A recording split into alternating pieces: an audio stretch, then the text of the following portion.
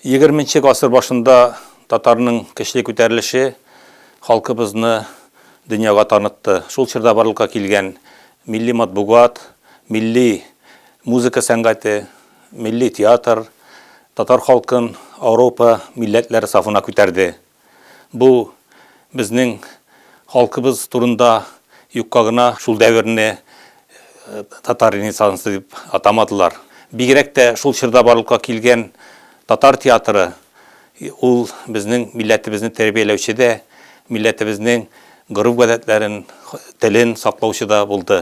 Милләтебезне тәрбияләү белән бергә ул халкыбызга дистәләгән бөек шәхесләрне бирде.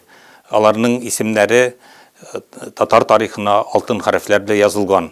Театрның искиткеч бай тарихы, аның бүгенге юбилее безгә өметләнергә мөмкинлек бирә.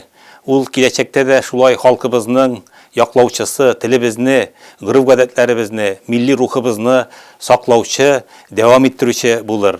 Мин ышанам, 110 еллык тарихы булган татар театры яшәсә, милләтебез яшәр. Бәйрәм белән, газиз милләттәшләр.